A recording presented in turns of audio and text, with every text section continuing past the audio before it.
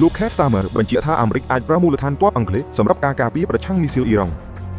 ថ្ងៃទី2ខែមិនិនាឆ្នាំ2026នាយករដ្ឋមន្ត្រីអង់គ្លេស Keir Starmer បានឲ្យដឹងកាលពីថ្ងៃទី1ខែមិនិនាថាចក្រភពអង់គ្លេសបានយល់ព្រមតាមសំណើរបស់ United States ក្នុងការអនុញ្ញាតឲ្យប្រើប្រាស់មូលដ្ឋានទ័ពអង់គ្លេសសម្រាប់គោលបំណងការពារជាក់លាក់និងមានកំណត់ប្រឆាំងនឹងមីស៊ីលរបស់អ៊ីរ៉ង់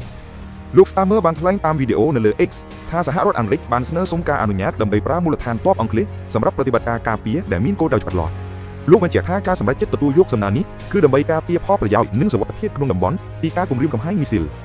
ទោះជាយ៉ាងណាលោកបានបញ្ជាក់ជាថ្មីថាចក្រភពអង់គ្លេសមិនបានចូលរួមក្នុងការវាយប្រហារតាមអាកាសរួមគ្នារវាងសហរដ្ឋអាមេរិកនិងអ៊ីស្រាអែលលើអ៊ីរ៉ង់ដែលត្រូវបានរាយការណ៍ថាបានសម្លាប់មេដឹកនាំកំពូលអាលីខាមីណេកាលពីថ្ងៃសៅរ៍នោះទេហើយអង់គ្លេសក៏មិនមានគម្រោងចូលរួមក្នុងការវាយប្រហារបន្ថែមឡើយ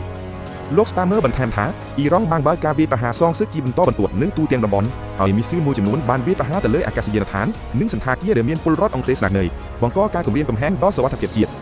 លោកសង្កត់ធ្ងន់ថាការសម្រេចចិត្តរបស់អង់គ្លេសក្នុងការមិនចូលរួមវាយប្រហារលើអ៊ីរ៉ង់គឺជាជំរើសដោយចេតនាព្រោះអង់គ្លេសជឿថាដំណោះស្រាយតាមរយៈការចរចាគឺជាវិធីល្អបំផុតសម្រាប់ស្ថិរភាពតំបន់និងសន្តិសុខពិភពលោកដោយឲ្យអ៊ីរ៉ង់បោះបង់គម្រោងអភិវឌ្ឍអាវុធនុយក្លេអ៊ែរ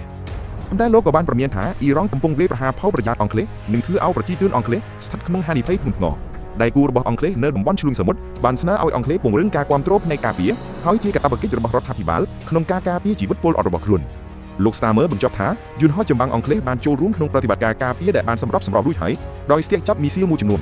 ទោះជាយ៉ាងណាលោកលើកឡើងថាវិធីតែមួយដើម្បីបញ្ឈប់ការគំរាមកំហែងនេះយ៉ាងមានប្រសិទ្ធភាពគឺការបំផ្លាញមីស៊ីលនៃប្រភពដូចជាឃ្លាំងផ្ទុកឬឧបករណ៍បាញ់មីស៊ីល